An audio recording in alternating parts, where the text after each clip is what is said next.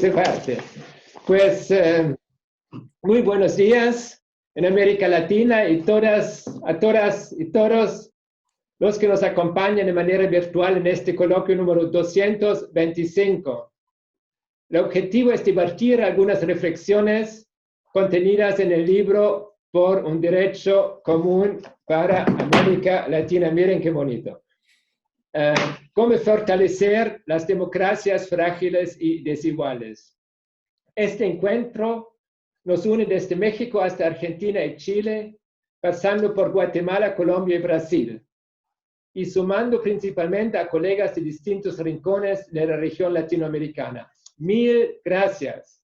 Mil gracias a quienes han hecho posible este encuentro tan relevante en el plan personal e institucional. Los tiempos virtuales son breves, pero no puedo dejar de agradecer. Como menciono en el prólogo, dar gracias es siempre gratificante, pero a la vez difícil. Por esta razón, mi agradecimiento se extiende a todas y cada una de las instituciones y personas que han participado en su exitosa realización. Mi mayor gratitud a la editorial Siglo XXI, a Roberto Gagarella y Paola Bergallo por acogerlo en su serie y su prólogo que voy a siempre leer en momentos de depresión, a Leonardo García Jaramillo por su infatigable labor en la edición y también su presentación muy gentil.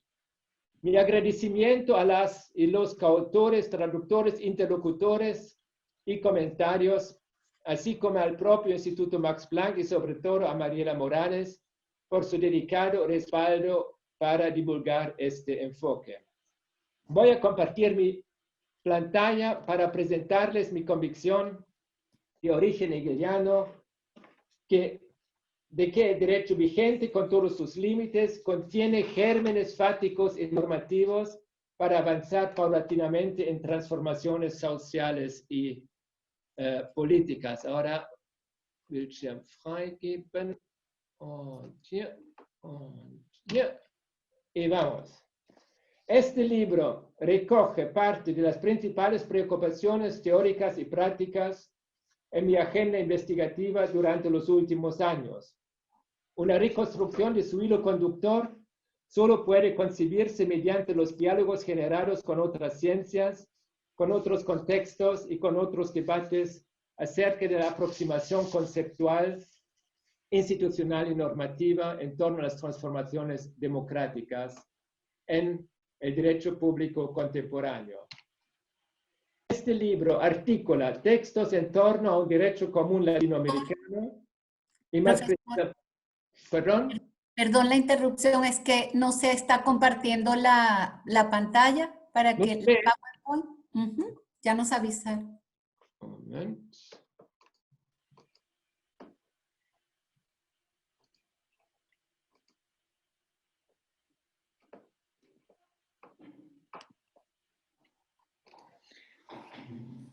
Ahora sí.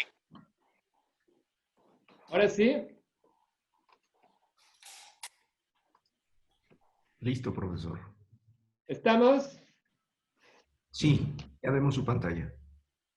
Bueno, 1, 2, ya estamos en el 3.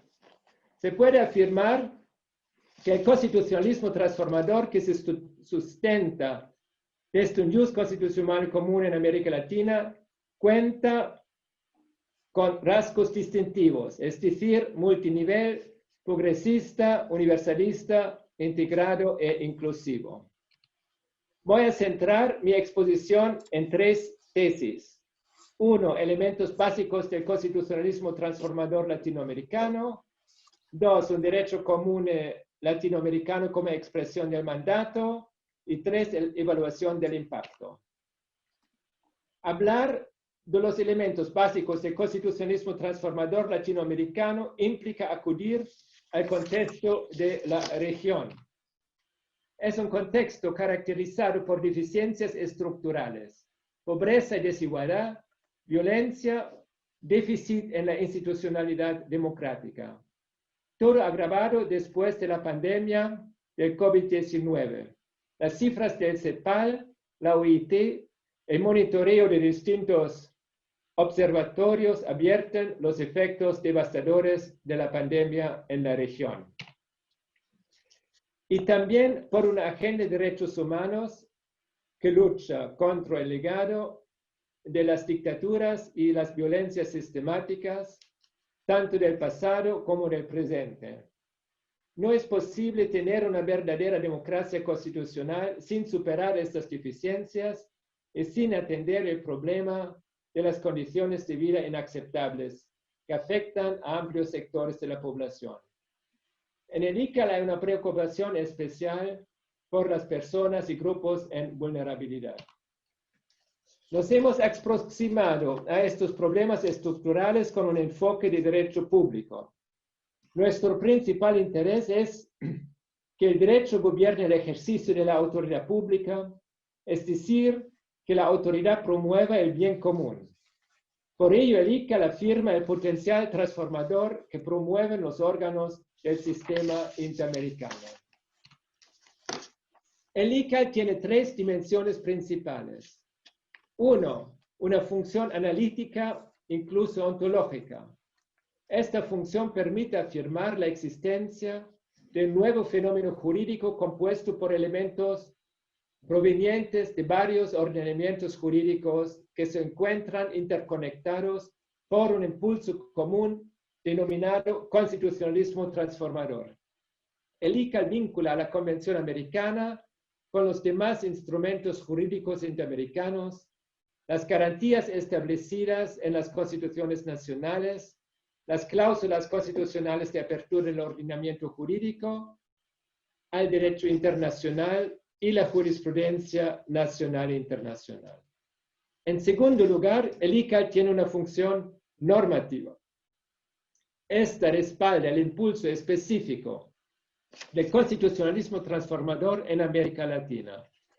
El objetivo del ICAL es que en toda la región se tornen efectivas las promesas centrales de las constituciones nacionales y que los diferentes países se integren dentro de una estructura de apoyo mutuo. Los mecanismos son la difusión de los estándares sobre derechos humanos, la compensación de los déficits nacionales y el fomento de una nueva dinámica de empoderamiento de los actores sociales.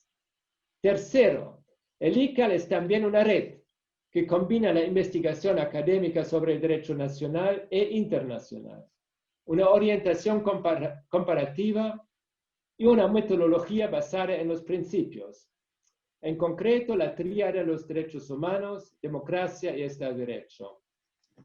Su lógica es incremental y los derechos son su principal enfoque e instrumento.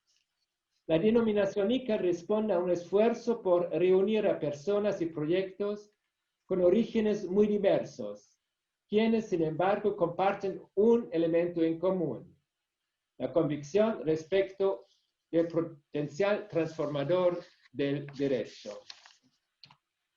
Vado al segundo punto. Un derecho común latinoamericano como expresión del mandato transformador. El conjunto de instrumentos que reúne el ICAL ofrece la oportunidad de contar con estructuras idóneas para impulsar una agenda transformadora. Se trata de una sólida red de instituciones y personas que han utilizado esas estructuras para desencadenar dinámicas transformadoras relevantes. Algunos ejemplos son notorios, como los derechos de la mujer, de los pueblos indígenas o los estándares en la libertad de expresión. A pesar de los diversos problemas que continúan afectando a la región, se han modificado los parámetros bajo los cuales el poder debe ser justificado y los objetivos pueden ser perseguidos. Tres premisas son clave. Se debe interpretar y aplicar las normas constitucionales de una manera que busca promover un cambio social profundo. Persiguen el objetivo fundamental de una transformación efectiva de estructuras para lograr una sociedad más igualitaria y democrática. Y rige la noción de que la interpretación jurídica debe procurar responder a los problemas de la sociedad. Este derecho común latinoamericano en materia de derechos humanos se ha nutrido con decisiones de diferentes tribunales y el sistema común facilita la efectividad del mandato.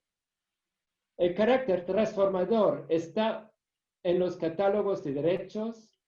Los derechos son la piedra angular de la movilización de la sociedad civil y las sentencias judiciales dotan a RICA con una energía de carácter específicamente jurídico. La Corte Interamericana está en el centro de una comunidad práctica que incluye juezas y jueces nacionales, funcionarios y funcionarias, comisionadas y comisionados, defensores y defensoras, litigantes, académicas y académicos. El ICAL enfatiza la responsabilidad del derecho y de la academia frente a las situaciones de deficiencias sistémicas. A final de cuentas, las estructuras que generan los problemas de América Latina están también arraigadas en el derecho. La comunidad de práctica en derechos humanos está integrada por múltiples actores, no solo juristas, que pretenden impulsar un cambio de la realidad política y social con el fin de crear un marco general para la plena realización de la democracia, Estado de Derecho y los derechos humanos. Las nociones de inclusión, diálogo y pluralismo dan el sello para avanzar hacia sociedades más resilientes, plurales y cohesionadas.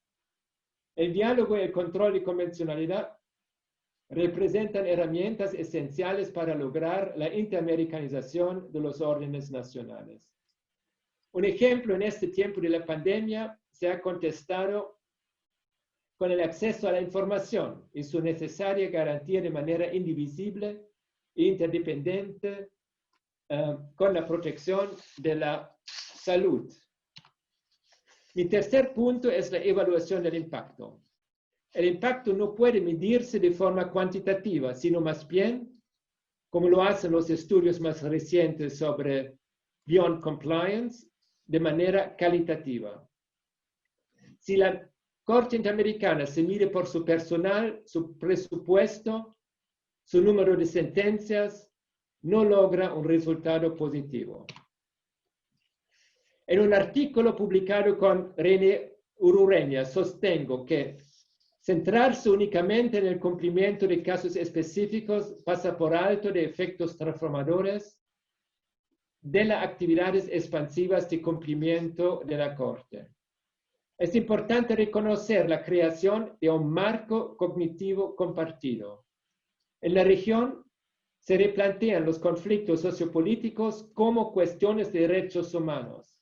Son innumerables los ejemplos en las protestas sociales en el marco de la pandemia, pero no solo.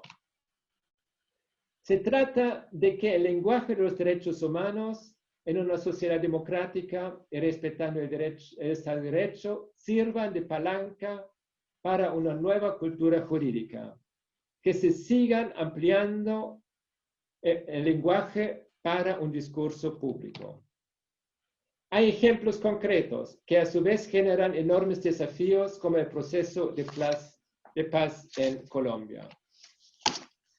Es cierto que el constitucionalismo transformador es un fenómeno global. Por esa razón, el sendero trazado por América Latina es de interés en muchas otras partes del mundo, en especial por sus dimensiones comparativas y multinivel. Este libro deja en manos de lectoras y lectores una convicción arraigada que no se trata que no se cambie nada. Por el contrario, relacionar las experiencias latinoamericanas y europeas me suscita muchas ideas cómo pensar y desarrollar un constitucionalismo transformador en Europa. No me cabe duda que tendremos un excelente debate. Muchas gracias a todas y todos.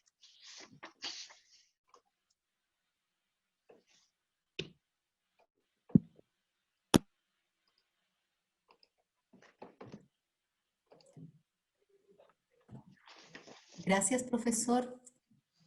Ahora, Roberto Gargarella, por favor.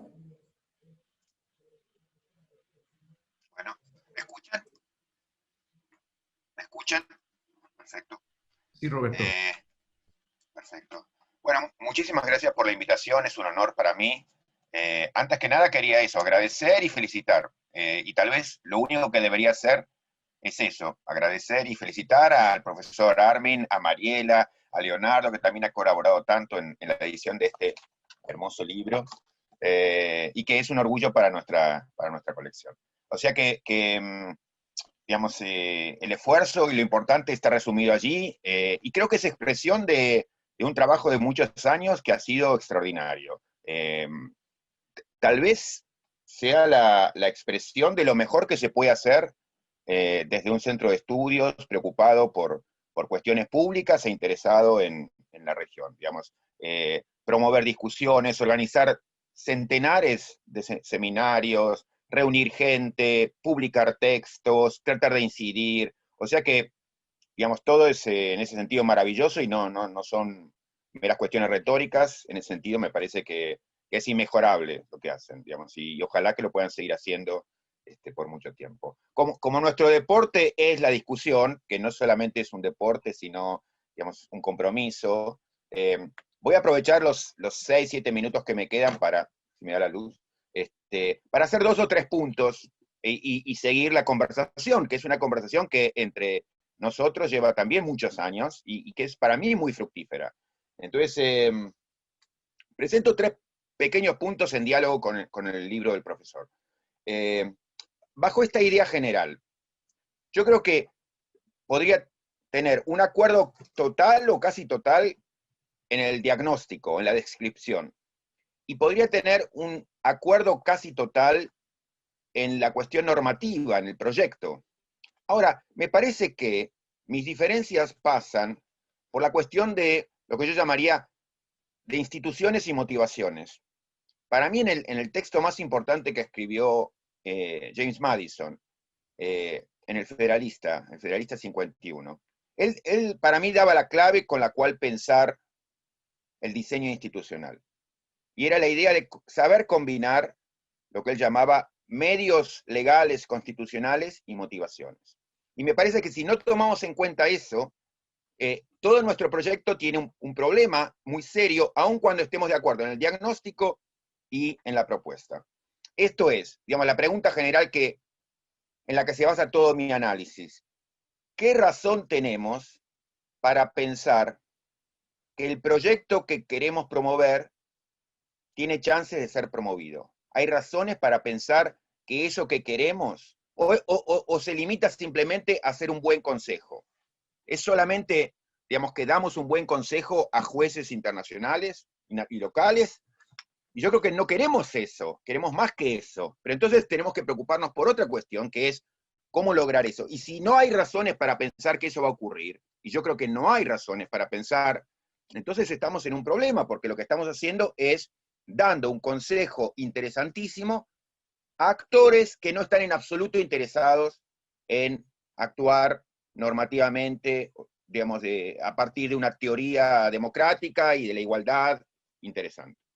Bueno, mis 3 pequeños puntos, que son también, digamos, eso, en diálogo con textos que yo también he escrito y con los que hemos conversado. El primero es sobre el vínculo entre derechos y constitucionalismo transformador. Por ejemplo, en la página 61 del libro, el profesor da las 3 razones principales para mostrar el vínculo entre derechos fundamentales y humanos y el ius constitucional común. Bueno, digamos, la centralidad de los derechos, etc. Sobre la cuestión, yo tengo un punto general que vengo haciendo hace 10 años, que es lo que he puesto en la metáfora de la sala de máquinas. Y es la idea de que tal vez hemos exagerado la atención sobre los derechos, olvidando, de ese modo, poner el foco en lo que yo creo que es lo más importante, que es no la cuestión de los derechos, sino la cuestión de la organización del poder para servir a esos derechos. Y me parece que nuestros antecesores, tanto en Estados Unidos como en América Latina, en el siglo XVIII y en el siglo XIX, entendían muy bien esa cuestión. Ellos, desde una visión que yo llamaría conservadora, por la preocupación de ciertos derechos, derecho de propiedad, derecho de contratos, etc., la pregunta que se hacían es, ¿cómo diseño las instituciones para servir a esos derechos? Y entonces lo central no es los derechos nos dan el horizonte, lo importante es la maquinaria, lo que yo llamo eso, entrar en la sala de máquinas. Y me parece que los constitucionalistas interesados en América Latina hemos dedicado más de un siglo de energía intelectual y cívica a pensar sobre los derechos, el litigio de derechos, la interpretación de los derechos, el enforcement de los derechos, los jueces y los derechos, y no hemos pensado en absoluto en la cuestión de la organización del poder para servir a esos derechos. Ese es el problema que yo llamo de la sala de máquinas y es mi primer punto. El segundo punto tiene que ver con el vínculo entre ius constitucionales comunes y el pluralismo dialógico. Eso también tiene que ver con intereses y preocupaciones mías de hace mucho tiempo, que yo llamaría o resumiría en la pregunta de ¿por qué nos interesa el diálogo? Yo, digamos, hace muchos años que trabajo en la cuestión del constitucionalismo dialógico, el diálogo democrático, la democracia deliberativa, o sea, toda la vida diría. Desde que trabajaba con Nino en los años 80, trabajo en la idea del diálogo. Pero ¿por qué nos interesa el diálogo? ¿Y por qué, digamos, y me centro en la preocupación que tiene el profesor en el diálogo entre tribunales? Bueno, yo creo que nos interesa el diálogo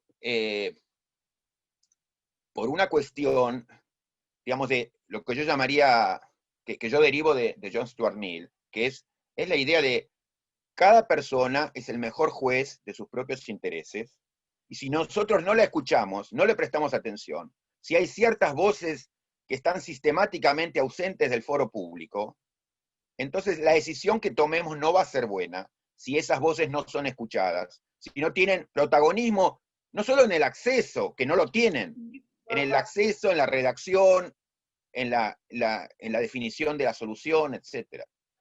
Entonces, ¿por qué razones tenemos que confiar que un tribunal nacional, o mucho peor, internacional, va a reflexionar adecuadamente sobre los derechos indígenas en Nicaragua, sobre los derechos sociales en Perú, sobre los derechos de las mujeres, de las maquiladoras mexicanas? ¿Por qué?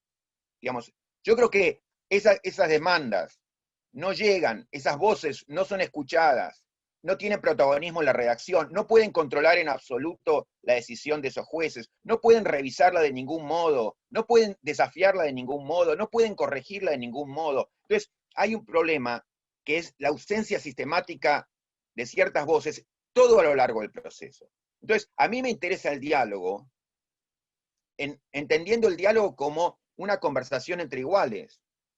Y no me interesa el diálogo, por ejemplo, entre élites. No me interesa el diálogo entre las élites políticas. Me parece bien que lo hagan. Pero, por ejemplo, si las élites políticas dialogan entre sí, me interesa muy poco, porque la cuestión es cómo hacen esas élites para reconocer las voces de los excluidos.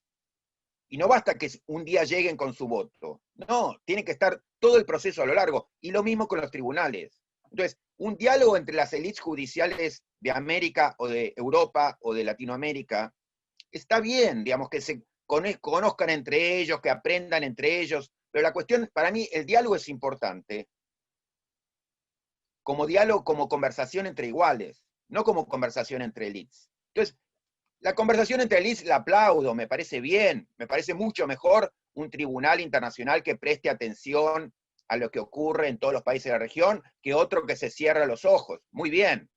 Pero el diálogo que nos interesa no es el diálogo entre élites, ni las élites políticas, ni las élites económicas, ni las élites judiciales. Si ellos dialogan, perfecto, pero el diálogo que nos interesa es otro. Es un diálogo que incluye de modo protagónico a las voces de los excluidos, de los ausentes.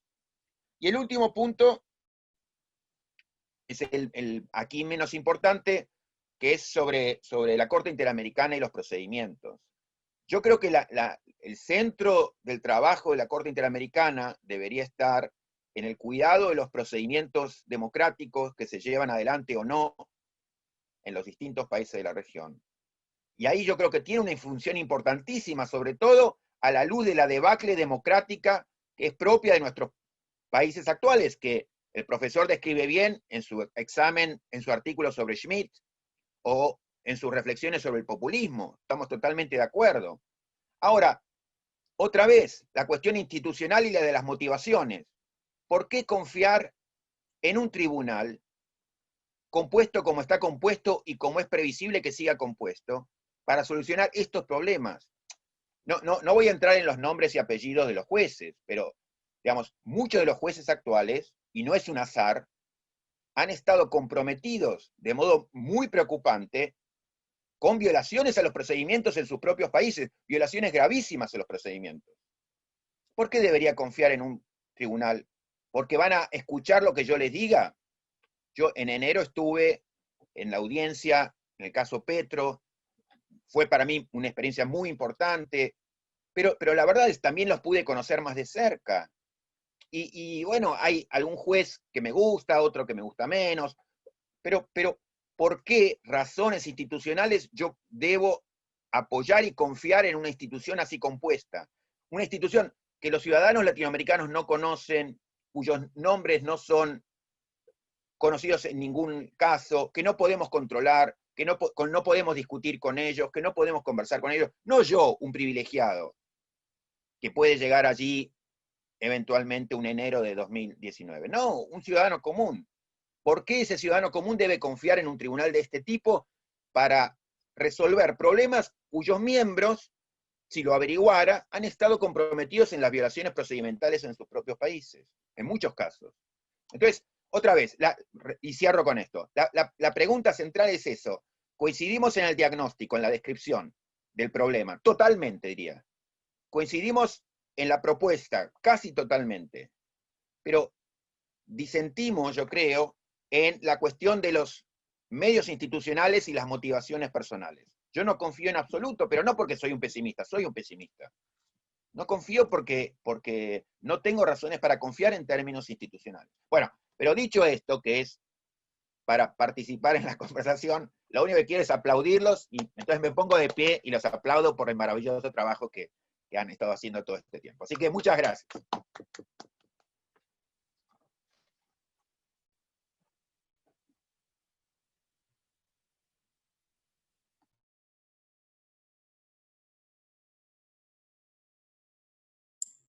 Gracias, querido Roberto. Y ahora la intervención de Leonardo. Bien, muchas gracias. Un privilegio, un honor compartir con ustedes este evento. Yo había pensando, digamos, en no hacer un seminario más de los varios que hemos hecho estos tiempos pandémicos. Quería aprovechar la efeméride, digamos, para contar un poco más del libro y luego eventualmente articularme con la discusión, pero este no es un seminario más, sino que es algo, a mi juicio, especial, que es, digamos, darle el acta de lanzamiento de creación de un libro, como cuando se quiebra una botella de champaña sobre el casco de un nuevo barco, y no un seminario más entre otros. Entonces yo quisiera, con su permiso, contar brevemente, creo que voy a ceñirme a menos tiempo del que me ha sido asignado, a la historia de este libro, a las discusiones que lo suscitaron y en últimas, digamos, a este evento que concluye su proceso de gestación. Hace 3 años, un poco más, le propuse al profesor von Bogdandy publicar un libro con algunos de sus principales textos aún no disponibles en español. La motivación fundamental no era replicar en la región aquellos trabajos por los cuales el autor es un protagonista conspicuo en la discusión teórica europea, germana, anglosajona, sino sobre todo destacar algunos de sus trabajos que, si bien dieran cuenta fidedigna de su agenda de investigación, permitieran destacar sobre todo su interés en la construcción del discurso jurídico latinoamericano. Esto me imponía en particular 2 retos. El primero, realizar una antología de distintos tipos de textos publicados en distintos momentos y para públicos diversos. Una antología se distingue de una mera compilación de artículos disfrazada de libro, que son muy usuales en nuestras tradiciones intelectuales, precisamente porque una antología impone un deber de coherencia, de armonía entre las partes y el todo. Una vez le planteé al profesor la idea, empezamos un diálogo que involucró a varios interlocutores. Nos reunimos en alguna ocasión, no sé si el profesor lo recuerde, en Bogotá a propósito de una invitación que le había hecho la Universidad de Externado. Revisamos la primera versión de la antología, su orden, la estructura interna del libro, y ahí concordamos en que el destino editorial ideal de ese libro era la serie de Gargarella y Vergallo en siglo XXI. Un segundo reto, por supuesto, y no menor, era traducir los textos del inglés, los 6 que estuvieron a mi cargo, y luego articularlos con los 2 textos magistralmente traducidos del alemán por Daniela López. Si los lectores no notan o no notan tanto la diferencia narrativa entre un texto y el otro, significa que en ese sentido el objetivo se logró. Sustantivamente, frente al libro, destacaría una de las 3 ideas que menciono en mi presentación, en la línea un poco de lo que el profesor Gargarella acaba de destacar. El profesor von Bogdandy, desde hace varios años, ha realizado un esfuerzo muy importante por generar y por impulsar reflexiones con un horizonte amplio desde el derecho constitucional comparado y la globalización en América Latina, sobre todo alrededor de la construcción del concepto del ius constitutionale comune. Ha promovido la discusión científica en la región a partir de las condiciones que se deben cumplir para enfrentar desafíos comunes, sobre todo la garantía de los derechos humanos, el robustecimiento de la democracia y la consolidación del Estado de Derecho. En este sentido, el libro es relevante en la región, no solo diría yo desde una dimensión teórica general, lo que podríamos acoger desde la idea de la dimensión analítica, sino también desde la necesidad regional de construir mejores teorías intermedias enfocadas en sus rendimientos para las realidades de nuestra región. El profesor von Bogdandy ha demostrado un gran interés por estudiar los rendimientos de teorías, comillas, canónicas, lo que suele llamarse el norte global, contextos hermenéuticamente ricos, en fin, por estudiar rendimientos de teorías canónicas de este contexto, digamos, históricamente relevante en la producción de teorías y metodologías, pero para evaluar cómo esos planteamientos pueden ayudarnos a resolver problemas latinoamericanos, y en particular que queríamos que un libro diera cuenta de ello. Un aspecto fundamental que en este sentido quisiera destacar del libro es que se articula con la creación entonces de conocimiento jurídico constitucional propio, crítico, contribuye a la creación de una conciencia jurídico-política que tiene en cuenta la naturaleza híbrida de nuestras tradiciones y las necesidades propias de nuestros contextos. La construcción de un derecho constitucional común latinoamericano dejó de estar determinada por un norte global que exportaba teorías, conceptos e instituciones hacia países del tercer mundo que no eran más que importadores teóricos con escasa o nula autoridad retributiva en esa relación de poder y de dependencia. El libro, en este sentido, es una buena muestra de la obra en pleno desarrollo del profesor von Bogdandy.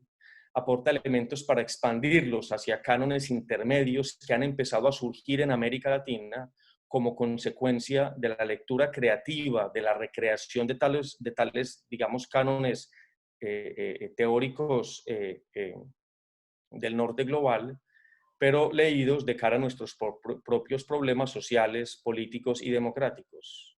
El insumo básico, fundamental a mi juicio, de ese proceso de creación de cánones jurídicos intermedios propios latinoamericanos son las normas constitucionales, las disposiciones de las constituciones nacionales y, de otro lado, la Convención Americana sobre Derechos Humanos.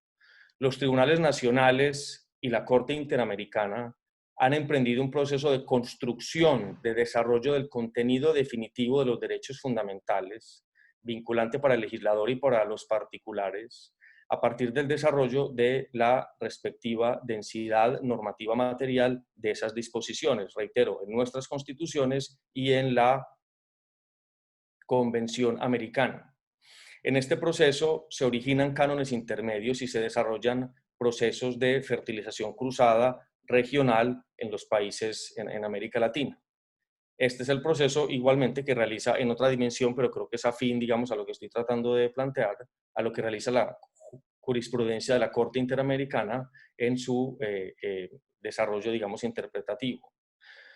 Cuando, por ejemplo, se determina la responsabilidad internacional de un Estado, este Estado adquiere la obligación de reparar, y el contenido de esa obligación de reparación integral hace parte de un desarrollo dogmático propio que nutre un canon jurídico regional, como lo han hecho muchos de nuestros países respecto de muchas de las tensiones, digamos, entre derechos que se han venido presentando, y a partir de eso surgen, digamos, unas ideas que contribuyen a nutrir ese canon.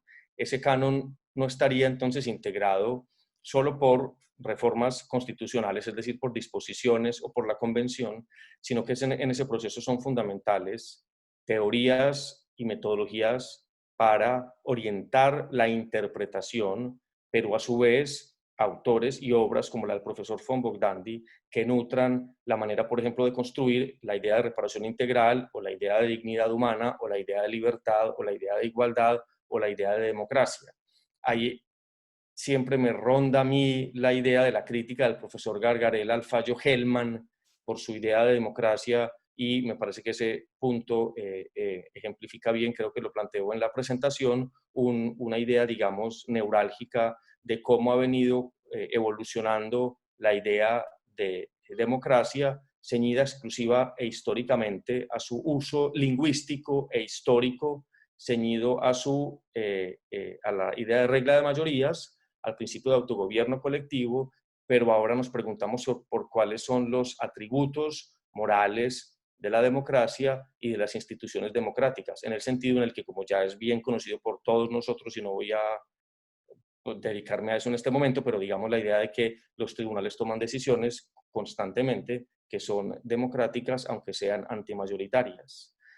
Hay un último legado del libro que no quisiera dejar de mencionar, y es que es el resultado de un trabajo conjunto, de un trabajo colaborativo. Acá nos acompaña la profesora Flavia Piovesan, por ejemplo, y es que este tipo de trabajos, digamos, los alcances, la creatividad, la originalidad de una obra académica, me parece que este libro presenta como buenos indicios y buena evidencia de algo que es ajeno a nuestras tradiciones intelectuales, y es el trabajo colaborativo, el trabajo, digamos, no solo el intelectual que se recluye en su biblioteca o que participa, digamos, en sus foros y en sus debates, sino también un trabajo, digamos, que se nutra de las inercias que surgen de distintas dinámicas, tiene mucho que aportarle a la región. Entonces creo, y con este punto termino, que ese libro plantea como una lección acerca de cómo también debería orientarse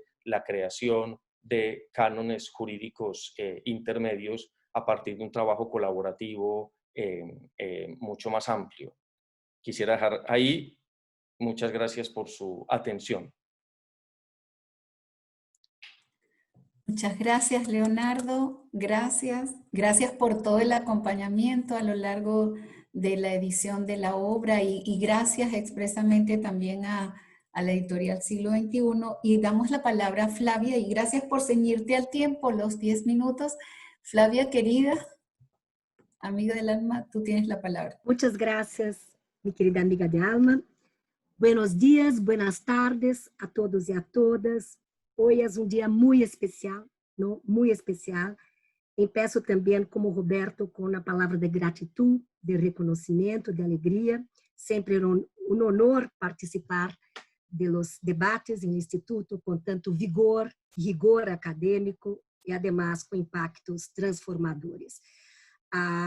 Aqui, mi gratitud, mi reconocimiento a toda a trajetória de Armin, todo seu legado, que hace eco e que impacta toda nossa região, e também toda a entrega obsessiva de minha amiga de alma, com competência, com muito compromisso. E uma palavra também de felicitações e de gratidão a Leonardo, a Roberta, a Paula.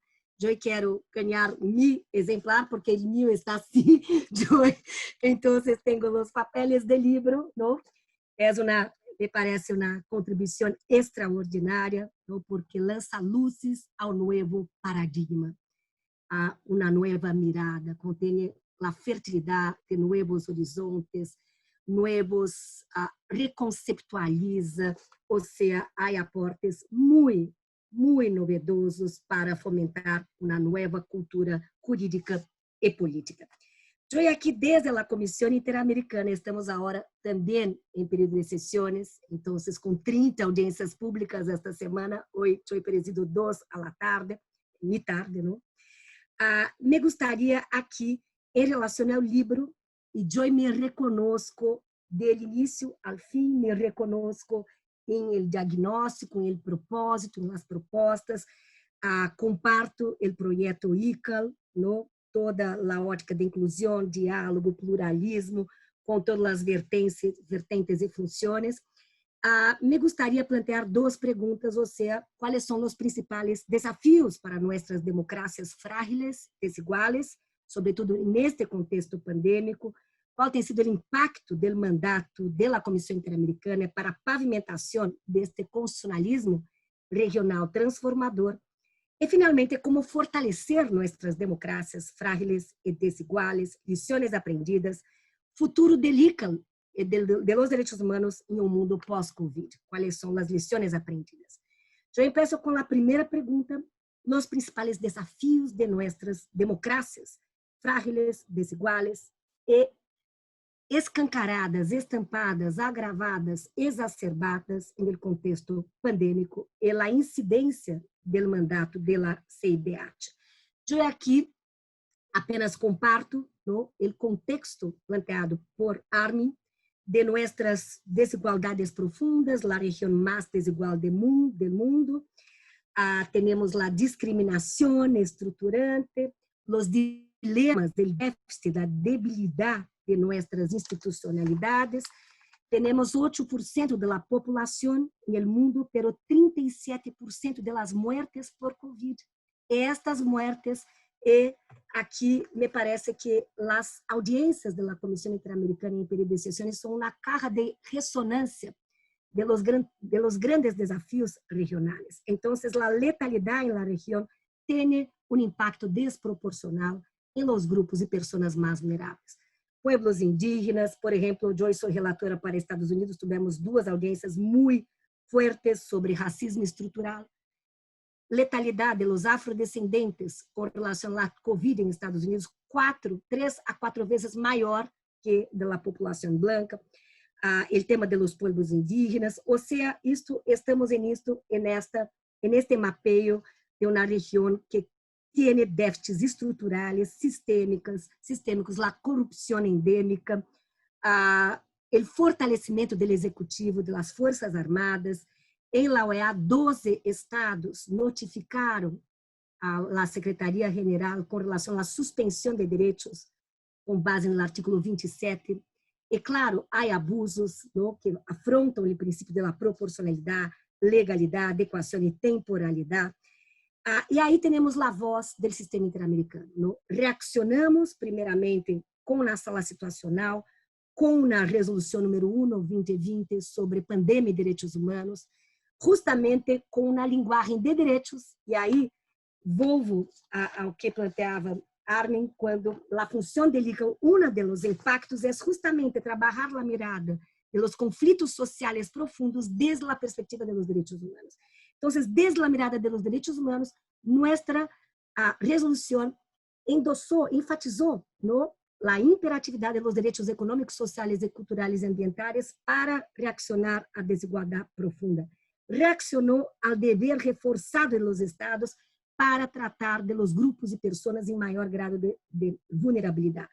E também reforçou o princípio da legalidade, proporcionalidade, temporalidade, com relação aos retos, ao grande teste democrático neste momento. Eu concluo com a segunda pergunta, ou seja, como fortalecer nossas democracias frágeis e desiguais. Lições aprendidas, o futuro do ICAL e dos direitos humanos no mundo pós-Covid. Eu aqui, a primeira lição que o sistema, eu penso,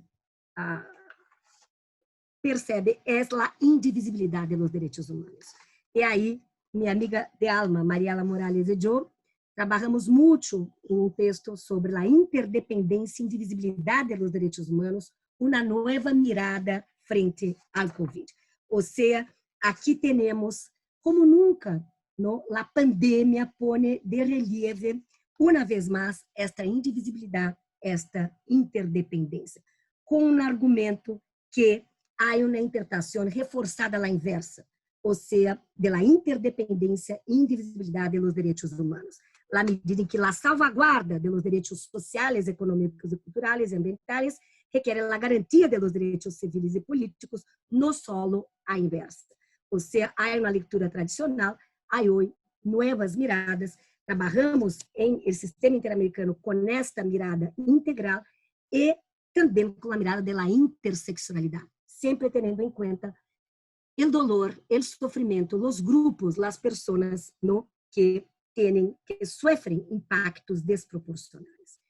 O segundo ponto, uma nova agenda de direitos humanos. Ou seja, temos o fortalecimento da interdisciplinaridade, da indivisibilidade e interdependência dos direitos econômicos, sociais, culturais e ambientais, pero novos direitos, o mundo digital, as brechas digitais.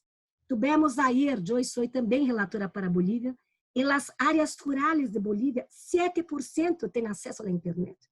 E a comissão sacou um comunicado de prensa sobre o acesso universal à internet durante a pandemia, medidas diferenciadas para incorporar a grupos vulneráveis, pueblos indígenas, mulheres, afrodescendentes. No Triângulo Norte, como Nicarágua, El Salvador e Honduras, somente 30% da população tem acesso à internet. Isto impacta hoje, por exemplo, o direito à educação de niños, niñas, adolescentes. O tema da vigilância digital. Tivemos uma audiência em martes sobre Colômbia, o tema da vigilância digital, em nome da pandemia, não? Uma intrusão, uma devassa, uma ingerência no direito à privacidade. Então, temos aí novas miradas e aí, sempre me encanta escutar Roberto, porque sempre me mueve sua reflexão. Pero aí, Roberto, não, sou um pessimista radical. Eu sou uma otimista, não? Pero eu diria, há que ter bases empíricas para a esperança. E o sistema interamericano oferece bases empíricas para a esperança. Podemos depois dialogar, pero eu posso, incluso com a resolução 1/2020, quantos falhos em meu país, Brasil, a Corte Suprema, motivados por la resolução 1/2020 da comissão. Quantos pronunciamentos de ministros, ministras, da sociedade civil, porque aí o impacto, e aí também o trabalho do professor René, me parece extraordinário, da comunidade prática. Porque o impacto, claro, move uma agenda com atores, com tensões, com convergências, divergências, um processo dinâmico, plural, multifacetado, complexo, em que interatuam diversos atores, a academia, os órgãos, a sociedade civil. E aí, eu termino, porque eu penso, também tenho 1 minuto, pero aí quero fomentar o debate com um exemplo. Eu aqui admiro muito, me parece muito válido e muito extraordinário, Roberto, tu argumento de la sala de máquina. Há que pensar, eu que sou obcecada por la defesa dos direitos humanos, há que ter uma mirada com relação à institucionalidade. Pero um exemplo empírico. Ayer tivemos uma audiência sobre a situação de independência judicial e acesso à informação durante a pandemia em Bolívia. Judicial. Mira, o poder judicial em Bolívia, 80% vive em provisionalidade ou transitoriedade. Não há, praticamente. Acesso à informação. Não há uma lei de acesso à informação. To make a long story short, mira, desde a ótica de los direitos humanos, logramos aí um acordo de cooperação técnica com o compromisso do Estado para fomentar esta agenda de fortalecimento institucional e de criação, à luz das boas práticas da região, de uma lei de acesso à informação. Poderia dar outros tantos exemplos. E nessas audiências, por exemplo, na outra, o tempo acabou, pelo matrimônio igualitário em Panamá. Eu sou relatora para os direitos das pessoas LGBTI. Tivemos uma audiência viernes. Também um acordo de cooperação técnica para mover a agenda, para capacitar os registros civis. Então, eu aqui cerro minha intervenção con este llamado, ¿no? Hay bases empíricas para la esperanza y para creer en el potencial emancipatorio de nuestro constitucionalismo regional y de nuestro proyecto ICAL. Muchas gracias. Muchas gracias, querida Flavia. Y sobre todo que también nos das esta otra mirada con las bases empíricas para la esperanza en las que tenemos años hablando con Roberto para buscarle que también nos escuche y que sean algunas voces que alguna vez nos citen una pie de página. Pero entonces seguimos y aquí tenemos a nuestro querido Pedro Salazar, que estoy absolutamente convencida no solo de su acompañamiento y de la UNAM, del observatorio que Malena también nos está acompañando, sino en la propia concepción del ICAL, que tuvo como partida de nacimiento lo que Rodolfo llamó ese desideratum del ICAL en la UNAM. Pedro, tus comentarios igual por 10 minutos. Muchas gracias. Claro que sí, muchísimas gracias, Mariela. Me da mucho gusto saludarlas y saludarlos a todos.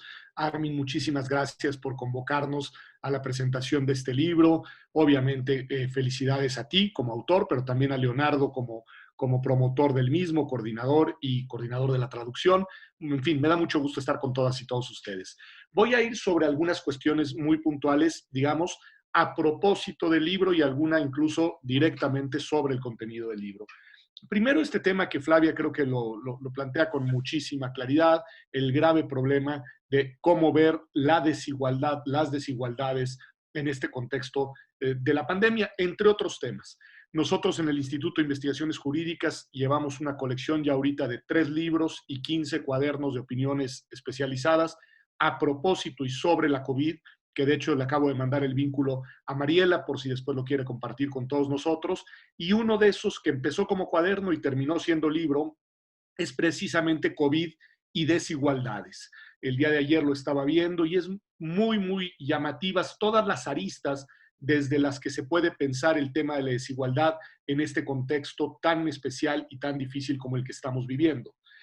Yo tomé unas notas de algunas de las cuestiones que me quedaron ahí pensando y que tienen que ver obviamente con el ius comune, tienen que ver obviamente con este proyecto del ICAL, porque son iguales para toda la región latinoamericana.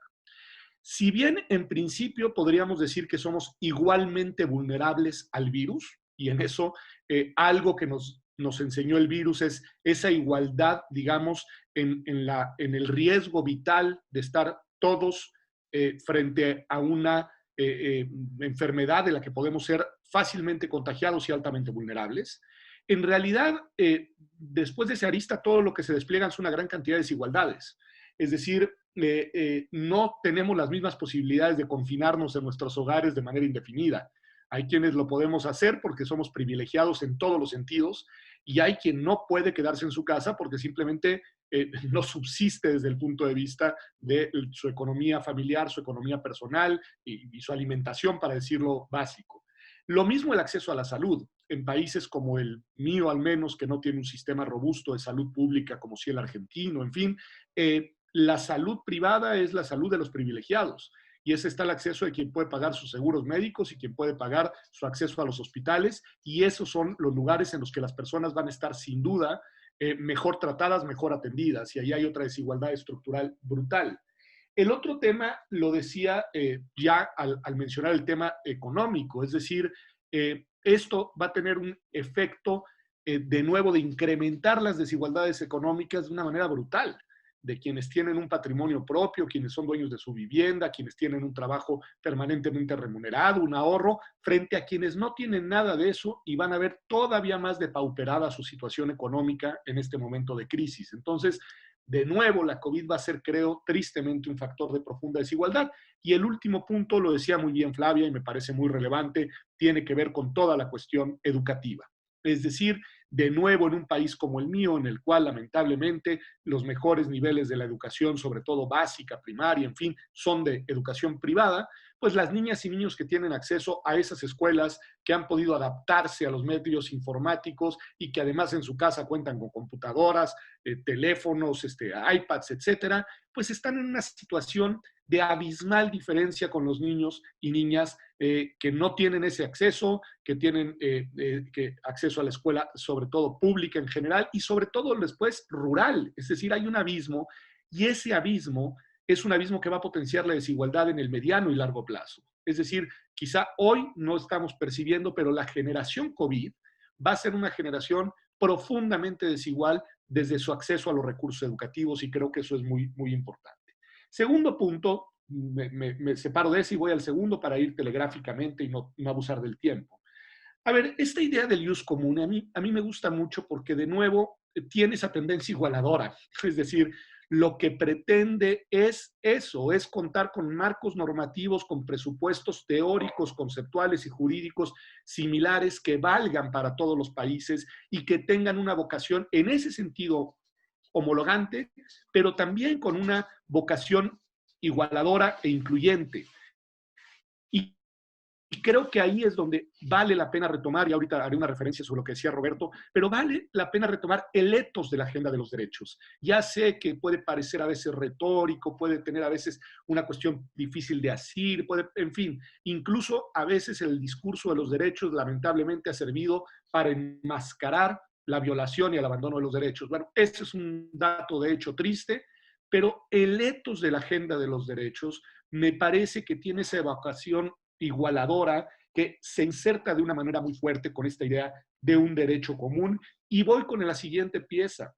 De un derecho común, dice Armin en su libro, desde su título y todo el tiempo, un derecho común transformador. Y creo que allí hay una parte que es interesante porque no los voy a aburrir a todos ustedes con teoría clásica sobre lo que es el derecho, pero lo que se ha concebido el derecho de Marx para muchas tradiciones como un instrumento, por el contrario, el derecho como un instrumento que salvaguarda el status quo, el derecho visto como un instrumento para precisamente salvaguardar. Roberto ha trabajado mucho eso cuando ha pensado en las decisiones de cortes constitucionales, en fin, un derecho pensado para salvaguardar los privilegios y los intereses de los privilegiados frente a los reclamos sociales y políticos de las y los desamparados. Esa concepción del derecho como un instrumento conservador, que salvaguarda el status quo, bueno, entra en fuerte confrontación con esta idea del derecho como un instrumento transformador. Y nos reivindica a nosotras juristas, a las y a los abogados, como actores potenciales del cambio social y no como custodios de un estado de cosas desigual, injusto, excluyente, inicuo. Y creo que ahí hay algo muy fuerte que debemos de retomar, porque si al etos de los derechos le incluimos esta variable de vocación transformadora, encontramos en el derecho un instrumento que puede ser palanca de cambio y no una dique, digamos, que contenga y que impida la transformación, sobre todo la que más importa, que es la transformación social. Y la parte interesante es que este no es un discurso revolucionario, es un discurso reformador. Es con y desde el derecho como se quiere transformar a la sociedad, y ahí voy a un texto que a mí, pues de manera natural, por mi formación, me viene dentro del libro, lo leí, lo disfruté, ya lo había leído porque ya me lo había compartido Armin en otra versión, y además el texto creo que es de 1987, si no me equivoco, el texto sobre Bobbio y su concepción de la transformación.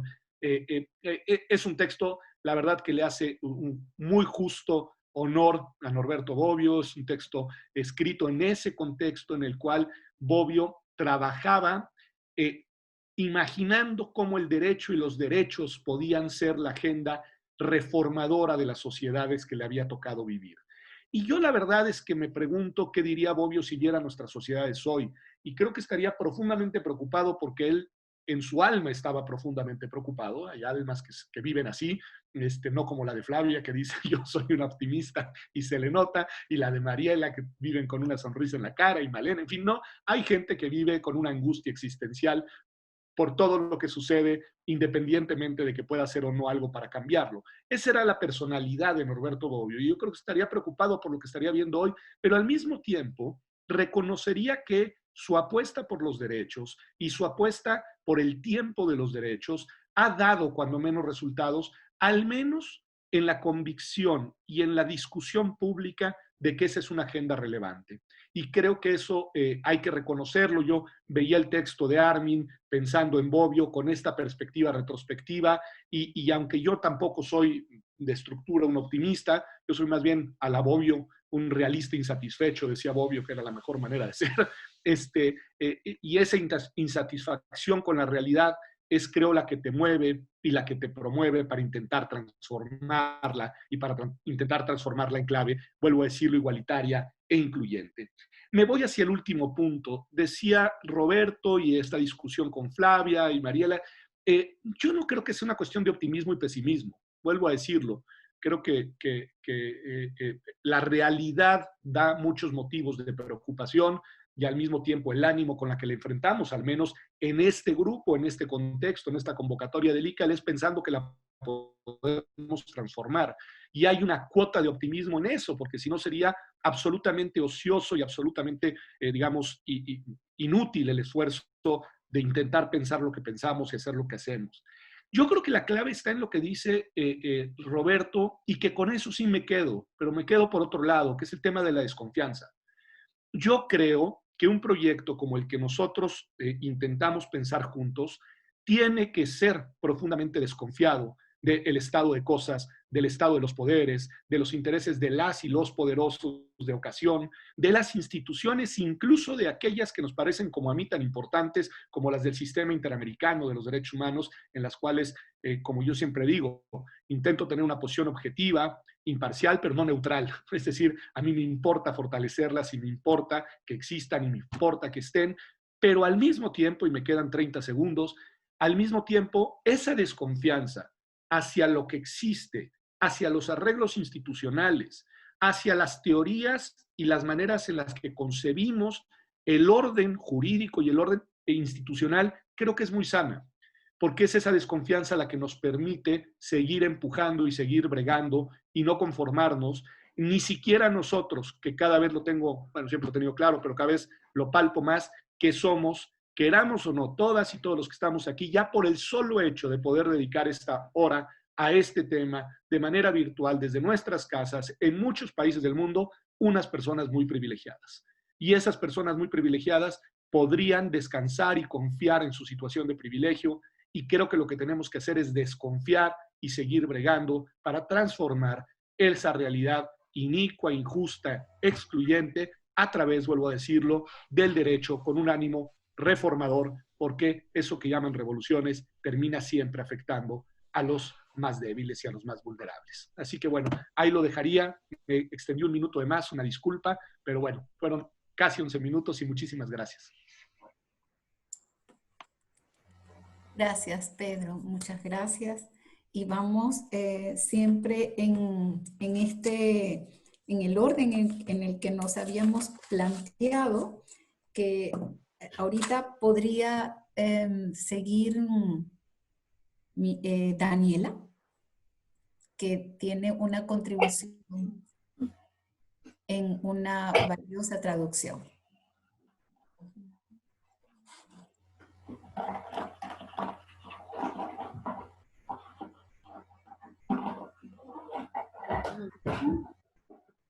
Hola, ¿ahí se escucha? Bien, ¿cómo están? Buenos días y buenas tardes, depende del hemisferio. Yo quería agradecer la convocatoria a este evento y por sobre todo también que el profesor y Matilda Morales hayan confiado en mí para hacer 2 traducciones de este libro, la de Carl Schmitt y la de Norberto Bobbio, que recién comentaba. ¿Se escucha? ¿Se escucha bien? Que recién comentaba el profesor. Mi eje va a ser, voy a tener 3 ejes. Voy a hablar en un primer momento de la tarea de la traducción, en un segundo momento voy a hablar de los textos que me tocaron traducir, y en tercer momento voy a hablar del libro en general.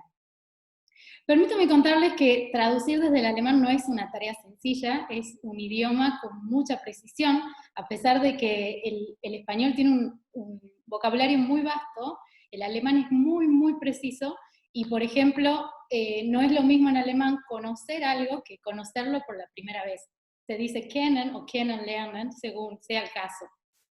Y tiene también palabras muy bonitas y muy simpáticas para los extranjeros porque no usan a veces metáforas esas palabras. Por ejemplo, se dice, las encías se dicen carne de dientes, sería como Zahnfleisch, o si no tiene otras palabras como por ejemplo el guante se dice Handschuhe, que sería como un zapato para manos. Y así tiene muchas palabras muy simpáticas. También la heladera sería como un armario frío, Kühlschrank, que bueno, en realidad es una heladera. Entonces, teniendo en cuenta estas cuestiones, también hay otras que sí tienen las metáforas, que también son muy bonitas, como por ejemplo, verberger, que sería esconder algo, pero viene de berger, que es montaña, sería como ponerse detrás de una montaña, o bien otras como Verzonnen, que personalmente me gusta mucho, que tienen la palabra hijo dentro, Verzonnen es conciliar, y en ese sentido nos recuerda a la parábola del hijo pródigo de ese padre que supo dar segundas oportunidades. Pero no los quiero aburrir con estos temas de la traducción, me gustaría centrarme ahora sí en el texto del profesor, en los dos textos que me tocaron, y que son textos que recomiendo mucho. Para empezar, voy a citar a una economista, Isabelle Meillon, de la École Polytechnique de Paris-Saclay, y a ella le preguntaban cómo veía esta situación del COVID-19, de la pandemia, y le preguntaban si ella pensaba que iba a venir una desmundialización luego de esto. Y ella dice que no cree que sea el caso, pero sí teme a las tensiones geopolíticas proteccionistas luego de esto. Las tensiones, que haya un repliegue de soberanías, y que esto pasa mucho cuando hay crisis económicas y sobre todo cuando hay, como por ejemplo en el 1929 también sucedió. Entonces ellos se concentran en esto. En este sentido, el texto del profesor sobre el Ius Constitucionale y en general sobre Carl Schmitt, porque tiene otro texto similar, resulta de una importancia fundamental para estos momentos. ¿Por qué? Porque en este texto el profesor se concentra en tomar el concepto de lo político de Carl Schmitt y criticar argumentos por argumentos del particularismo en contra del universalismo para mostrar los errores o aciertos de este autor.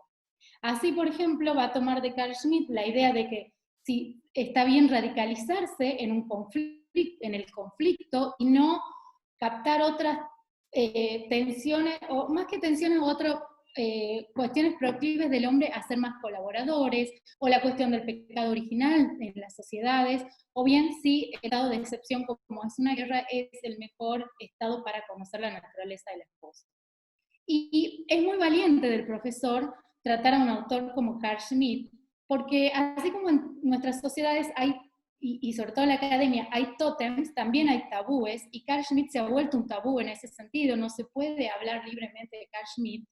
Y es muy valiente del profesor porque no hay mejor manera que aprender que tomar esos autores, ese tipo de autores, y no condenarlos a las prohibiciones, a las proscripciones o al silencio, sino hay que debatir. Argumentos se debaten con mejores argumentos, ideas con ideas superadoras, y esto es lo que hace el profesor. Les recomiendo muchísimo el texto porque es muy claro cómo va desarmando cada uno de los argumentos del particularismo. ¿Y qué pasa también? Carl Schmitt hoy puede que sea el gran innombrado de nuestro tiempo, pero su influencia sigue produciéndose. Sus textos siguen influenciando. El concepto de lo político es el caso de ello, y hoy el particularismo se alimenta, como dice el profesor también, después de todo es el texto más conciso y más influyente del siglo XX de este movimiento. Entonces es importante leer a Carl Schmitt en clave como lo lee el profesor que lo va criticando. Del caso de Norberto Bobbio también se muestra el profesor que hay, como decía Pedro Salazar, que va haciendo una lectura de su obra a lo largo de su vida y lo contextualiza, y eso es muy interesante, y nos va mostrando cómo empieza la obra de Bobbio desde sus inicios, de sus orígenes piamonteses, pasando por su influencia por la Universidad de Turín, cómo se va involucrando en política, cómo pasa entonces de la teoría a la acción hasta ser nombrado senador vitalicio en Italia. Y en los dos casos, Carl Schmitt también va haciendo un acompañamiento con estos datos biográficos que resultan sumamente interesantes para el lector. Por otro lado, es bueno, como les decía, esto de las ideas de tratar a Carl Schmitt sin culpas e ir debatiéndolo. Y quería decirles también que el libro resulta muy interesante porque tiene una estructura que va demostrando mucho de la médula del pensamiento del profesor que va desarrollando a lo largo de todos estos años, y así se encuentran textos muy interesantes en donde se ve esta propuesta que él tiene detrás de, no solo del ICAL, sino que es más amplia, y que se trata de una idea de desarrollo del derecho público internacional, que busca defender la idea de una autoridad pública, y fundamentalmente desde lo público. Esto es muy importante, la idea misma del ICAL, que es un desarrollo muy querido por el profesor y al que le dedicó muchísimos años, y esta idea también de que el universalismo que él defiende no es un universalismo absoluto, sino también él critica, por ejemplo, a las instituciones internacionales que ejercen autoridad pública pero no tienen ningún contralor. El profesor también intenta, en uno de estos textos, mostrar cuál es el acercamiento del ICAL con el accionar del Banco Mundial, por ejemplo, y por supuesto va haciendo todo un recorrido por los distintos temas de su agenda. Particularmente la creación del Ius Comune, como les decía, es un tema muy importante en la agenda del profesor, que tiene nuevamente una influencia de Carl Schmitt, de la idea de Ius Comune europeo de este autor, y aunque por supuesto marca sus diferencias, y con esto demuestra nuevamente que no tiene problema de marcarse en la discusión con un autor cuyas ideas son interesantes o interesantes para debatir más allá de su biografía. Recomiendo mucho la lectura del libro y agradezco mucho su atención.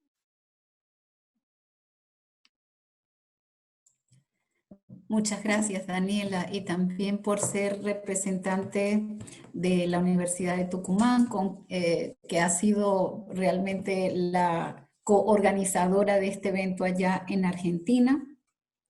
Y entonces damos la palabra a Miriam y nos quedan 3 intervenciones para abrir el debate, y les pido, sí, entonces muy ajustados a los tiempos, como quedamos, de 8 minutos para tener a Miriam, a Alexander y a Monia.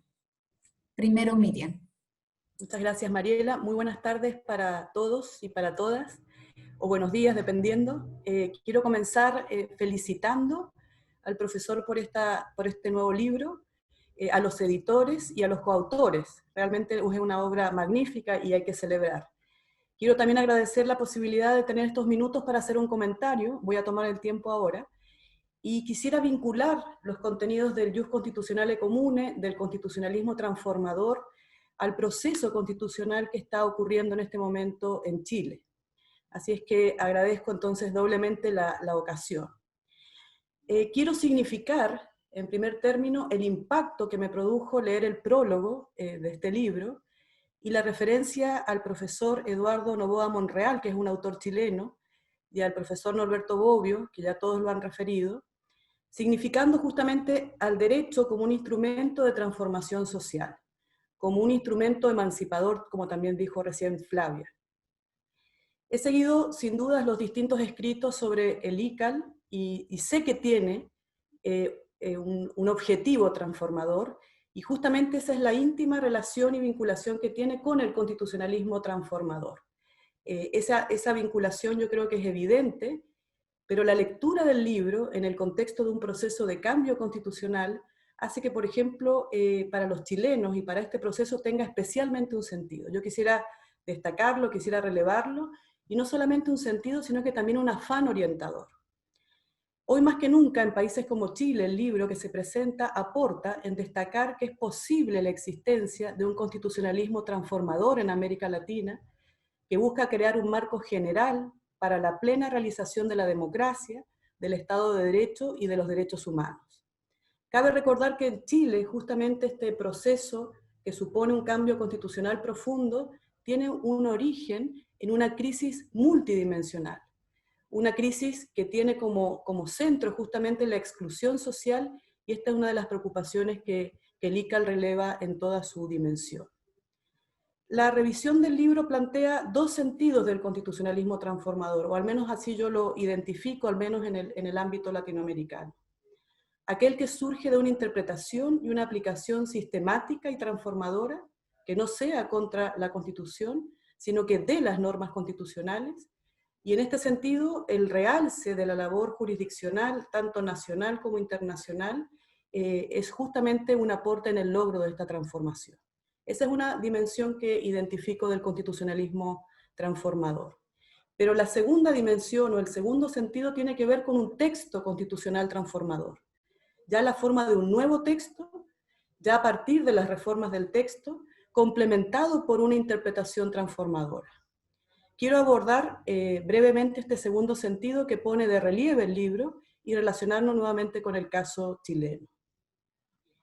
En el caso chileno, en el momento que estamos transitando, que es un momento de cambio constitucional, hay un diagnóstico extendido y varios discursos.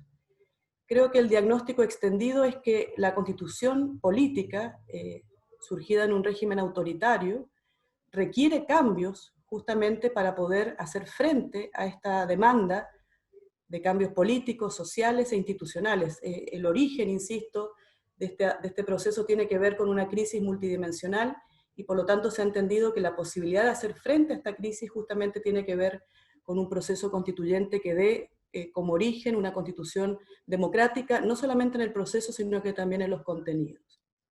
Sin embargo, hay varios discursos, y son discursos que por estos días, donde faltan prácticamente un par de semanas para un plebiscito que genera la apertura del proceso, han sostenido lo siguiente. Esos cambios que se esperan perfectamente podrían realizarse bajo este marco constitucional. Cuestión que en mi opinión es poco probable.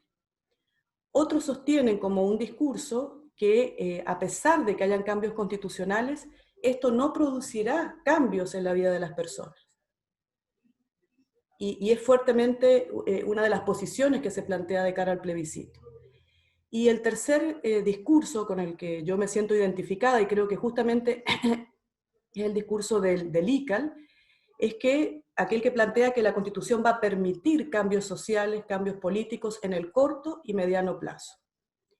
Justamente el ICAL concibe al constitucionalismo transformador como un proyecto cuyo objetivo es la inclusión en el marco de los principios constitucionales con énfasis en lo social. Para ello, creo que una futura constitución para Chile debiera justamente rescatar los derechos fundamentales con un lugar central en la Constitución, con las perspectivas que ya adelantaba Flavia, la interdependencia de los derechos, la relación indivisible entre los derechos, una concepción integral de los derechos. Porque también los planteamientos que han surgido en Chile es que estos derechos debieran seguir siendo únicamente los derechos civiles y políticos, dejando en una situación secundaria los derechos sociales. Creo también que una constitución futura para Chile debiera considerar el Estado abierto, con la suma de las cláusulas de apertura al derecho internacional que permitan justamente lo que no ha sido posible del todo, una fluida interacción entre el derecho interno y el derecho internacional. Y también considero que para el mediano y largo plazo se requiere un sistema institucional que permita diseñar, implementar y sostener justamente esos cambios. En esa senda se inscribe el constitucionalismo transformador. También me parece importante vincular el ICAL con una constitución transformadora porque va a dispensar a los jueces la posibilidad de aplicar los contenidos transformadores. Así no habrá objeciones democráticas a las decisiones judiciales que en Chile esas objeciones son muy fuertes. Por último, porque quisiera ser respetuosa del tiempo que me han otorgado, como se advierte, el proyecto del ICAL y el concepto del ICAL busca instalarse, busca desarrollarse y propagarse. El presente libro contribuye claramente en todos esos objetivos y quisiera agregar que en Chile se abre una oportunidad única de implementarse el ICAL en el proyecto de la futura Constitución. Muchísimas gracias.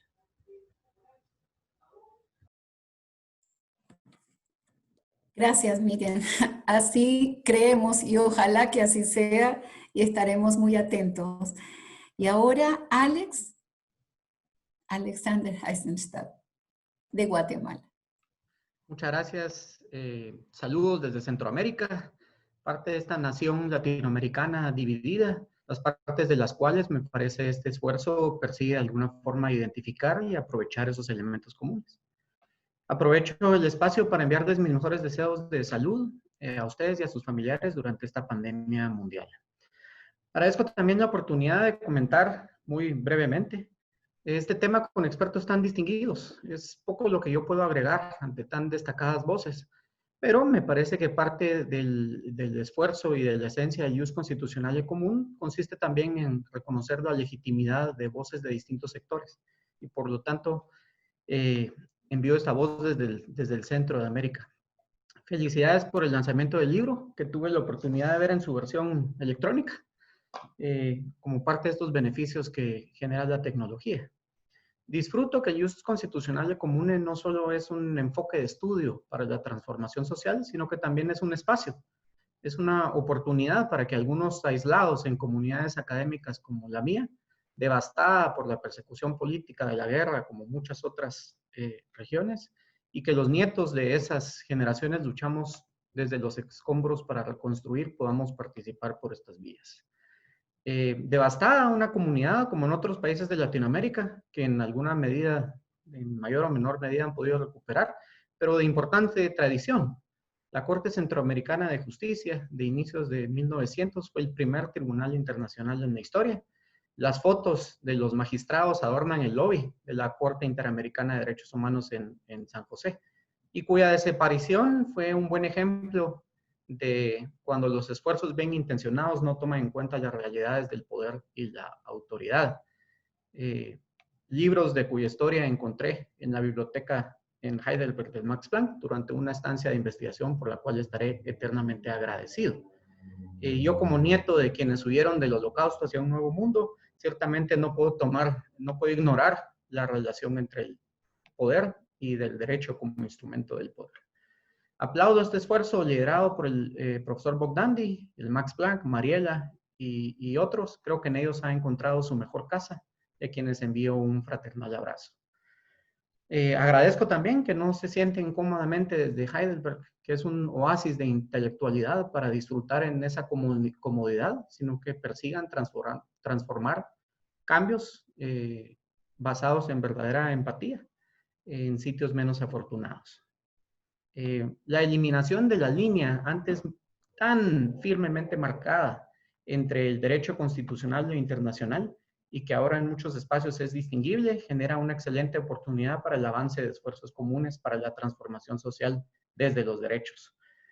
Hoy hasta muchos de los más conservadores y acérrimos defensores de la supremacía constitucional vista desde una visión soberana y restricta nacional aceptan espacios comunes a través de cláusulas habilitantes u otros mecanismos como el control de convencionalidad para la integración de los derechos humanos dentro de un espacio común nacional.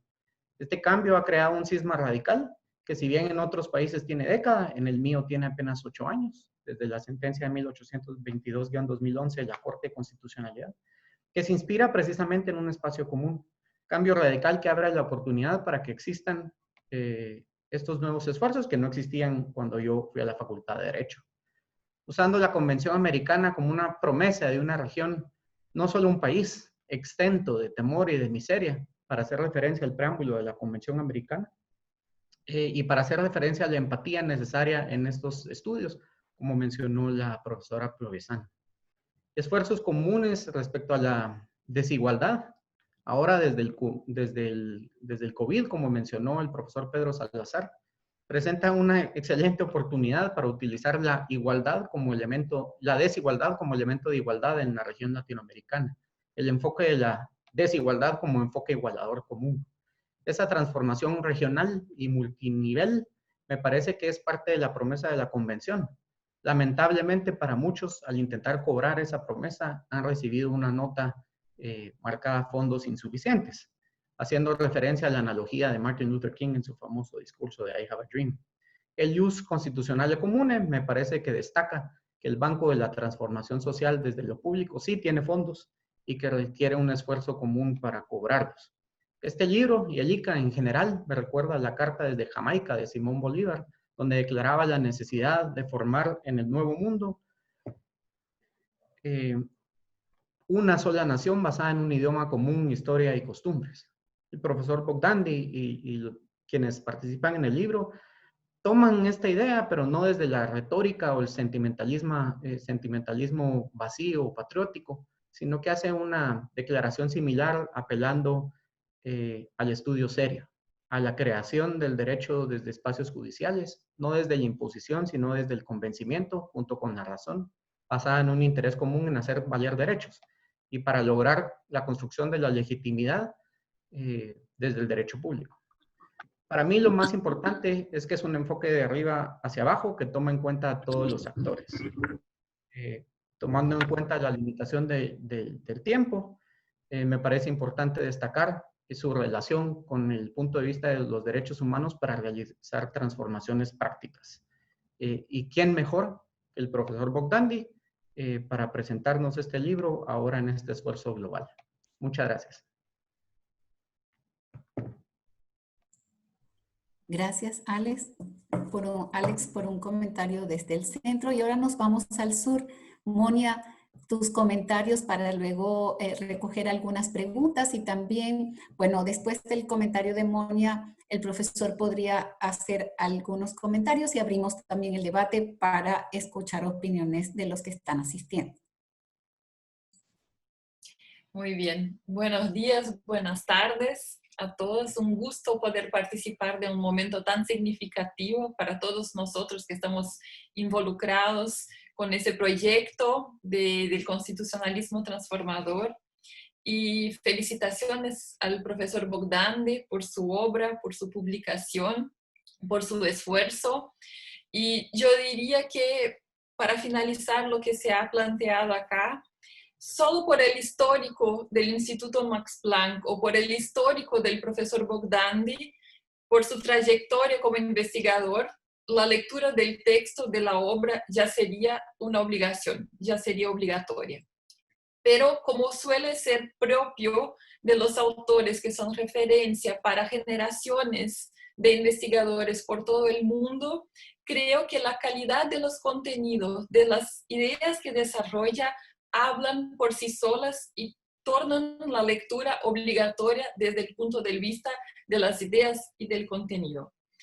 Y eso porque creo que se ha quedado claro acá en las discusiones que se han propuesto a lo largo de este evento, que es muy interesante y muy particular y muy rico el abordaje que hace la obra del profesor Bogdandy, la noción del constitucionalismo transformador, el proyecto del Ius Constitucionale Comune, un abordaje que trae una visión muy acurada respecto a América Latina, que a un tiempo es realista, que toma en cuenta muy en serio las dificultades, las particularidades, las pluralidades que nos desafían en cuanto continente, pero también tiene una mirada idealista, con un biais que reconoce las potencialidades de consolidación de la democracia y de los derechos humanos y fundamentales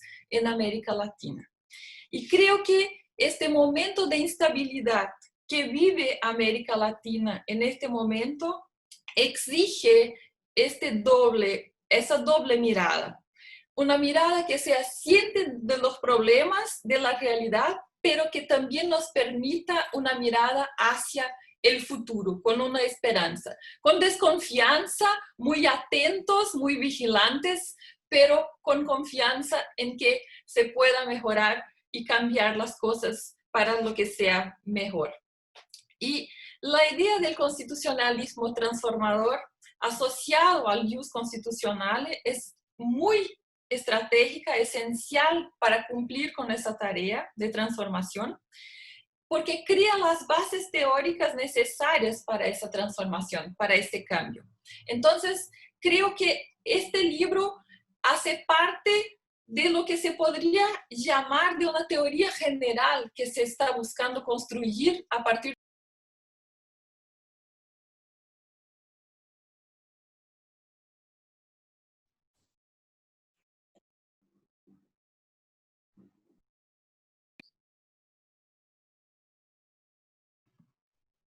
Perdón, no estamos escuchando. Ahora sí. ¿Ahora sí? Por favor, ahora sí. Creo que me han sacado el... Bueno, retomo entonces. Creo que se tiene entonces las bases de lo que se podría nombrar una teoría general y que es muy importante, muy relevante, porque los éxitos que se ha tenido en términos de cambio a lo largo de la historia se han construido con base en un aporte de conformación de una base teórica sólida para un refuerzo de las instituciones, de cómo funcionan las instituciones y para la consolidación de los cambios. Entonces, creo que el jus constitucionale comune, la idea del constitucionalismo transformador, cumple con esa función de creación, de conformación de una teoría general, pero también se podría nombrar como un movimiento, como algo que es ponerse en marcha con un proyecto, con un objetivo muy claro que se pone. Y creo que se ha planteado también cómo son múltiples las posibilidades de incidencia, de aplicación, de uso de esos conceptos y de esa teoría y de toda esa base para nosotros en distintas situaciones. Entonces, ese vínculo con la idea de fragilidad institucional que tenemos en el continente, la marginalización que es propia de los países de América Latina, pero todo eso teniendo como base el refuerzo del papel, del rol del derecho como elemento de transformación, no solo para la consolidación del derecho, pero también como herramienta de vinculación de las instituciones, hace con que sea, claro, muy oportuna, muy importante la lectura de este libro. Y también porque trae puntos muy específicos de intentar establecer un diálogo y una interacción de conformación de esa teoría general del jus constitucional. Entonces, hablando con temas muy específicos, pasando por el desarrollo económico, por la constitucionalización del derecho, por la actuación de las empresas y el comprometimiento que tienen que tener, cuál es el rol que tiene el ICAL en este proceso, y así que estableciendo este diálogo con autores que son referencia en temas estratégicos en las discusiones que tenemos hoy día, históricos como Bobbio, Schmidt, pero también como Herschel. Así que el libro es muy, muy rico en la conformación de las potencialidades y tomando en cuenta la realidad de América Latina y los retos que tenemos hoy día. O sea, esa interlocución aparece de forma muy clara y muy interesante en los distintos textos del libro, que está, como he mencionado, siempre plenamente consciente de los retos y de la realidad que vivimos acá. Así que creo que no es necesario decir, pero la lectura es obligatoria. Y quiero aprovechar este momento para agradecer a todo equipo que ha tornado posible la publicación de la obra, a los autores, por supuesto, pero también al equipo de coordinación de la publicación, de la traducción, que sabemos que es una tarea muy, muy difícil. Y especialmente mencionar que verdaderamente para nosotros en América Latina tener acceso a obras, a textos con tanta calidad, convertidos al español, es algo estratégico y fundamental, porque verdaderamente muchos de los cambios que hemos tenido por parte del derecho constitucional, de la teoría constitucional de consolidación de los derechos humanos, acá en Brasil, por ejemplo, han pasado por las traducciones que se han hecho con mucha calidad al español. Así que muchas gracias, y quiero decir que este esfuerzo conjunto y este trabajo en red, en conexión, que es característico del Instituto Max Planck, muy acogedor en todos los sentidos, por sí solo ya es transformador en la vida de las personas que pasan por el NPI, pero también de las personas que están afectadas por los efectos de irradiación, por esa eficacia de irradiación que tiene esa energía propia del Max Planck. Muchas gracias. Muchas gracias, Monia. Ahora contamos con unos minutos para cualquier observación o pregunta que deseen realizar. Pueden usar la función levantar la mano si quieren tomar la palabra o escribir sus preguntas en el chat.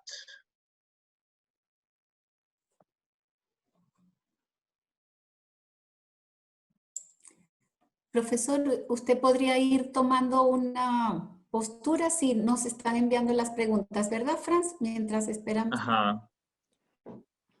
Bueno, con mucho gusto. Ante todo, muchas gracias por compartir estas ideas. Son muchas y van a ser importantes para desarrollar aquí en el instituto la investigación, y seguramente va a ser muy importante para ir adelante.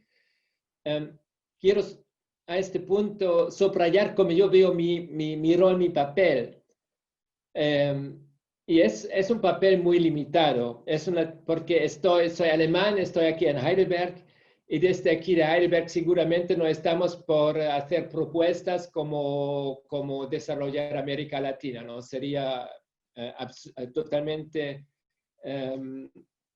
absurdo. Entonces, es un rol, como lo veo yo, es muy pequeño, y es el rol en la formación de conceptos en cooperación con los colegas de América Latina. Eso es el papel que podemos hacer aquí en Heidelberg, es decir, por compartir nuestra experiencia que tenemos aquí en Europa y en interacción con los colegas latinoamericanos, de pensar cómo se pueden pensar, conceptualizar los procesos en América Latina. Pero mi rol personal lo veo limitado en eso, pero es un papel que me gusta muchísimo y donde aprendo mucho para trabajar sobre Europa. Puedo decir, el libro que estoy trabajando se llama Constitucionalismo Transformador en Europa, y estoy convencido que necesitamos un constitucionalismo transformador en Europa para salvar lo que hemos alcanzado en los últimos 50 años. Una última observación para Roberto: la sala de máquinas seguramente es el problema central, es decir, cómo incentivar las fuerzas y las personas que están decidiendo para ir en este sentido. A lo mejor no se ve bastante en lo que estamos haciendo, pero al principio del estudio aquí en Heidelberg sobre el tema, es decir, hacía casi 20 años, era un tema muy importante, porque en aquel entonces una gran parte de las personas latinoamericanas que trabajaban en el instituto personas que estaban aquí por el profesor Dieter Nolen. Y los temas principales del estudio en aquel tiempo eran dos: era el derecho de los partidos y el derecho del proceso electoral. Y los dos, el tema principal era principalmente el punto de Roberto, es decir, cómo crear mecanismos para que las instituciones tengan più la mentalidad que dice Roberto, es decir, que son más interesados a la inclusión. Y seguramente son dos temas que merece la pena de retomar y estudiar. Estas son mis observaciones. Muchas gracias, profesor. Tenemos una pregunta por ahora de Elizabeth García Bauer, que pregunta, y su pregunta es la siguiente: ¿podemos hablar de una limitación de la soberanía de los estados con un ius constitucionale comune? La soberanía es un concepto muy complejo, y hay muchas maneras para conceptualizar este concepto,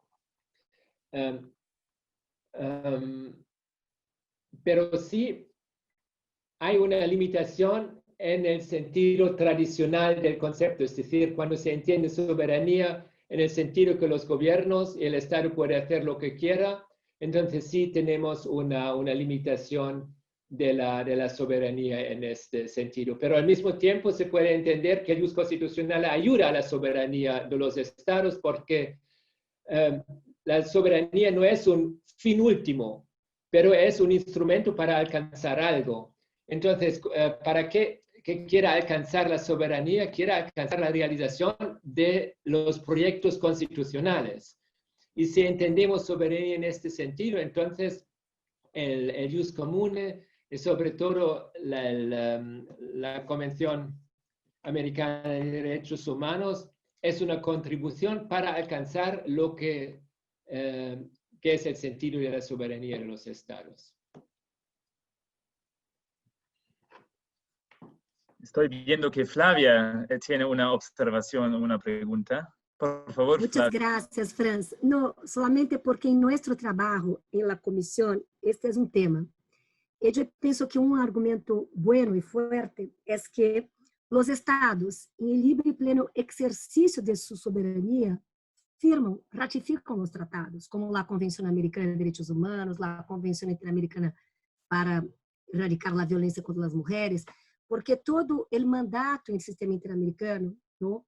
El mandato tiene que ver con esta racionalidad jurídica. Los estados firman, ratifican tratados internacionales con fuerza jurídica vinculante, entran en el juego y ahí la comisión, la corte tiene justamente el mandato transformador de evaluar cómo los estados están a desarrollar los deberes jurídicos, las obligaciones jurídicas contraídas desde esta ratificación. Entonces, solamente este argumento, porque siempre enfatizamos la buena fe, o sea, toda la perspectiva internacional, pero un acto de soberanía estar en el sistema interamericano, ¿no?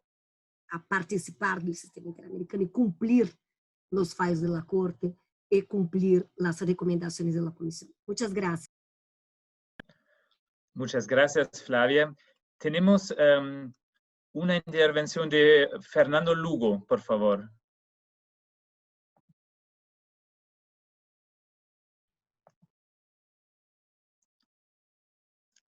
A ver, Fernando.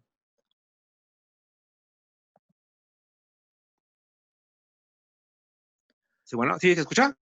Ahora sí. Ahora sí. Perdónenme. Bueno, antes que nada quería agradecer por tan estupenda exposición. Muchas gracias. Tuve la oportunidad de conocer el tema de ICAL gracias a la doctora Mariela y al profesor Armin von Bogdandy, gracias a una estancia de investigación que me permitieron realizar ahí en el Max Planck. Actualmente estoy trabajando en la defensa y promoción de los derechos humanos, particularmente en la defensa del territorio nacional y los derechos de los pueblos indígenas. Un constitucionalismo transformador, nociones básicas, una base expositiva, son realmente necesarios para la elaboración y el desarrollo de este trabajo.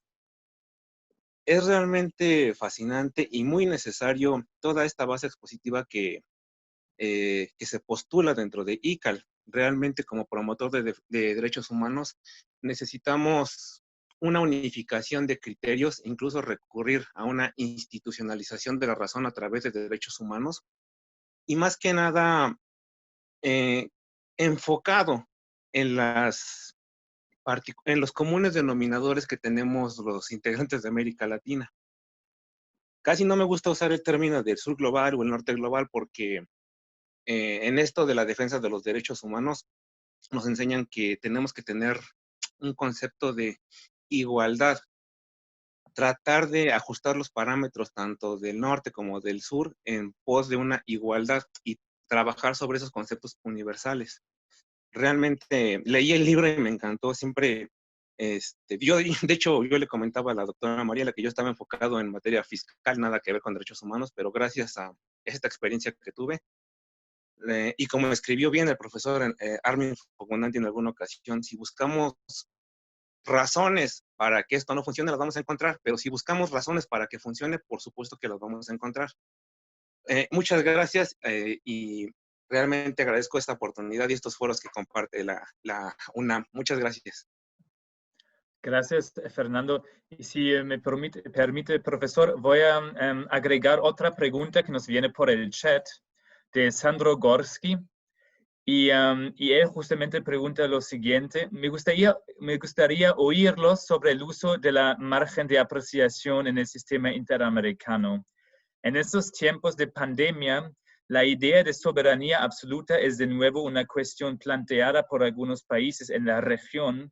¿Cómo este movimiento puede perjudicar la consolidación de un ius constitucional común?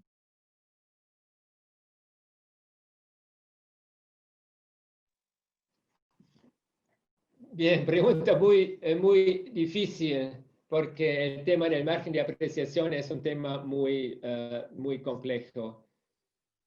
Seguramente el margen de apreciación puede ser un instrumento útil para calibrar la relación entre las instituciones internacionales y las instituciones nacionales. Tiene este potencial, pero también puede ser un instrumento para debilitar fuertemente el sistema.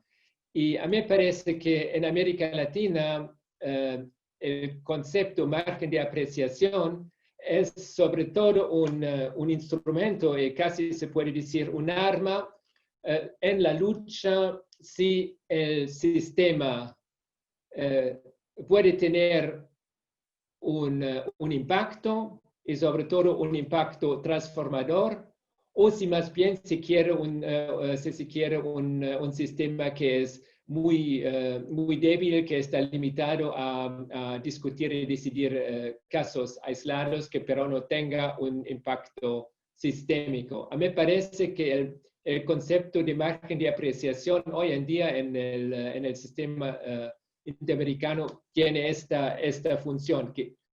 Y entonces, para alguien que piensa que sí, el sistema interamericano tiene el mandato y la vocación de un constitucionalismo transformador, entonces el concepto es muy peligroso y más bien se dice que este concepto mejor que no tenga aplicación en el sistema.